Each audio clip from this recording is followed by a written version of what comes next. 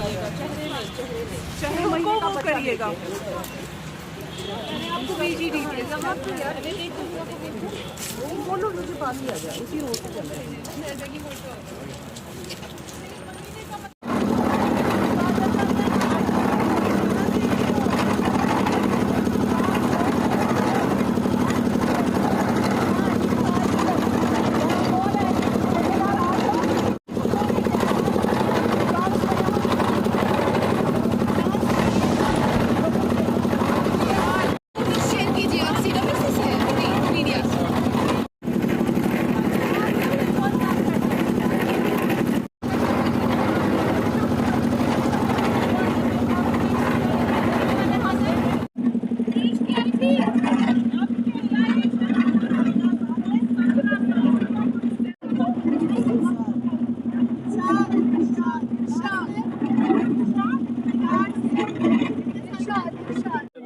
आप मेरे को सुशु का ट्रैक्टर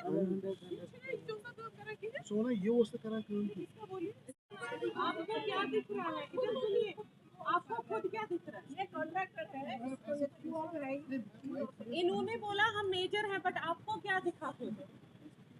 बड़ा लग रहा है?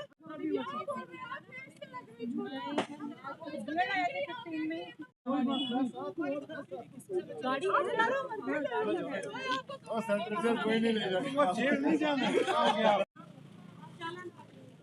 आप ये ले लीजिए ना, आप चालान दे लीजिए। थोड़ा सा बात भी करेंगे। कॉन्ट्रैक्टर चुबस तो ही चलो दे दीजिए अपनी डिटेल।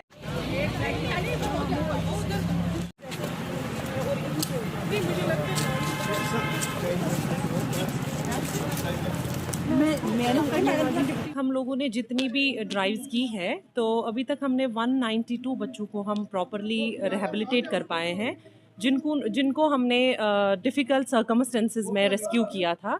कभी कोई घर के बगैर था, कभी कोई बेगिंग में इन्वॉल्व था, या कभी कोई लेबर में इन्वॉल्व था। तो आज की ड्राइव उसकी कंटिन्यूटी में ही हो रही है और इनको प्रॉपरली हम रिहेबिलिटेट कर पाए हैं अभी तक 192 बच्चों को। तो आज की ड्राइव में अभी हम लोगों ने 3 बच्चे अभी तक रेस्क्यू किए हैं और इनको प्रॉपरली रिहेबिलिटेट किया जाएगा। देखिए, हम पूरी कोशिश करते हैं कि इनके जितने भी चाइल्ड राइट्स है वो वायलेट ना हो जाए। तो अभी तक हम लोगों ने 40 बच्चों को ज़ैर तालीम रखा हुआ है, स्कूल्स में एडमिशन करवाया हुआ है, और 5-10 बच्चों को हम लोगों ने जो हमारी जो सेंट्रली या स्टेट की स्पॉन्सर्ड स्कीम्स हैं उनके साथ लिंक करने की कोशिश की है, या जो हमारे नॉन लोकल बच्चे थे इसमें तो उनको हमने कंसर्न चाइल्ड वेलफेयर कमेटीज़ को ट्रांसफ़र किया हुआ है उन बच्चों को। अब रही बात कि आप कह रहे हैं कि ये बार बार आ रहे हैं और बार बार इसमें मुलव्वस हो रहे हैं। एक्चुअली ड्राइव्स के दौरान ये देखा जा रहा है कि बच्चों के साथ जो बेगिंग में मुलव्वस बच्चे हैं उनके माँ बाप भी इन्वॉल्व है बेगिंग में। तो ऐसे बच्चों को रिहेबिलिटेट करना बहुत ज़्यादा मुश्किल हो जाता है कंसर्न अथॉरिटीज़ के लिए, क्योंकि जिनके माँ बाप ऑलरेडी इन्वॉल्व है बेगिंग में, स्ट्रीट्स पे हैं, तो उन बच्चों को रिहेबिलिटेट करने में दिक्कत तो आती है, बट हम बराबर कोशिश में हमारी कोशिश बिल्कुल जारी है।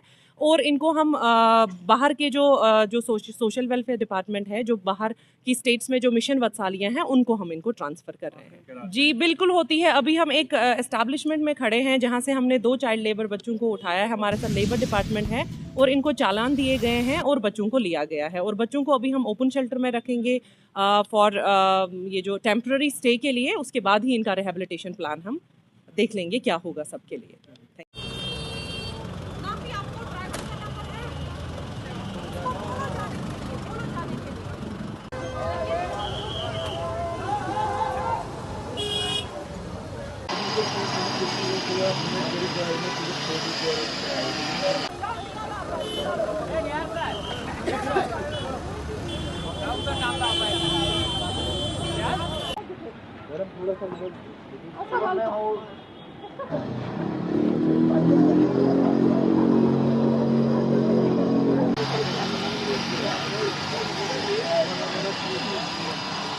आज रेस्क्यू ड्राइव है, ये district legal services authority Srinagar ने कोलैबोरेट किया चाइल्ड वेलफेयर कमेटी और सोशल वेलफेयर डिपार्टमेंट के साथ।